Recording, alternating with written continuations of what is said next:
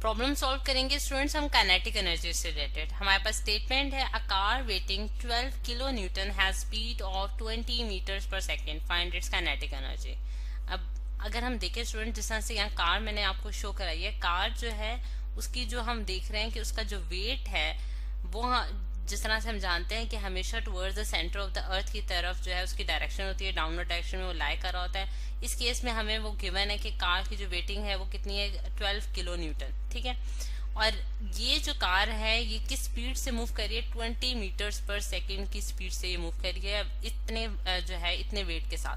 अगर हम देखें तो W जो है वो हमारे पास कितना गिवन है, 12 किलो न्यूटन, और हमारे पास स्पीड भी गिवन है, जिस स्पीड के साथ ये कार मूव कर रही है वो हमारे पास 20 मीटर्स पर सेकेंड है। और हमने क्या फाइंड आउट करनी है, काइनेटिक एनर्जी फाइंड आउट करनी है। अब क्योंकि स्टूडेंट्स हम ये जानते हैं कि हमारे पास ये कार मोशन में है, और जब कोई बॉडी मोशन में होती है तो उसके पास काइनेटिक एनर्जी होती है, यानी कि हम जानते हैं कि काइनेटिक एनर्जी हमारे पास वो एनर्जी है जो कि कोई बॉडी पोजेस करती है ड्यू टू इट्स मोशन। ठीक है, यानी कि जब वो मोशन में है तो उसके पास यकीनन कोई ना कोई काइनेटिक एनर्जी मौजूद होगी। अब सोल्यूशन की तरफ आते हैं। तो सोल्यूशन में हमारे पास काइनेटिक एनर्जी का जो फॉर्मूला हमने पढ़ रखा है वो हमारे पास क्या है students, kinetic energy is equal to half m v square. ठीक है, यानी कि ये half into mass multiply by velocity का स्क्वायर के बराबर होती है।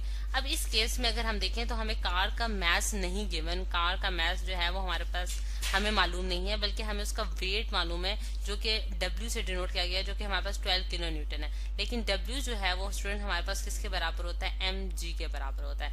और ये हमारे पास मैस इंटू ग्रेविटेशनल एक्सेलरेशन जिसे हम g से डिनोट करते हैं उसके बराबर होता है।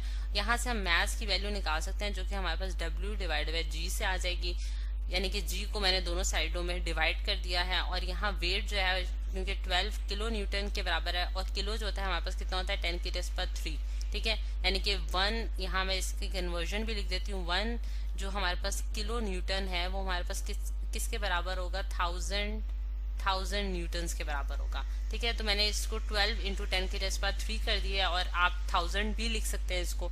ठीक है, इंटू न्यूटन और डिवाइडेड बाय g जो है उसकी वैल्यू हमारे पास 10 मीटर्स पर सेकेंड स्क्वायर है। ठीक है, तो आपके पास जो आंसर आता है स्टूडेंट्स इसका, यानी कि m is equals to 12 into 10 की रेज़ पर 3 जो है आपके पास इसका आंसर आएगा स्टूडेंट्स 1200 kg।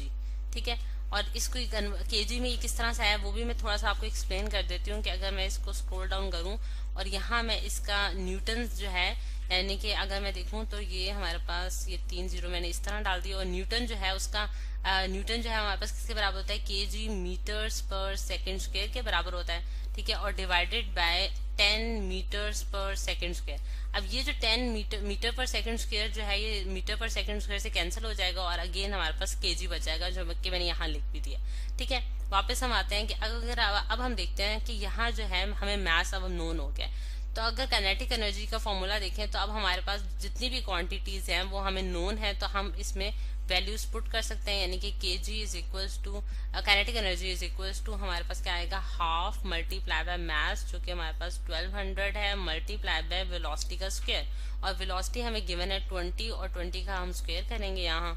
ठीक है, तो हमारे पास क्या आंसर आता है स्टूडेंट्स, ये वहाँ हाफ से अगर 1200 को डिवाइड करें तो हमारे पास 600 आता है, 600 मल्टीप्लाई बाय 400, 20 का स्क्वायर आपने किया तो आपके पास कितनी वैल्यू आ गई स्टूडेंट्स, 24 के आगे जो है वो हमारे पास क्या आ जाएगा, 0 0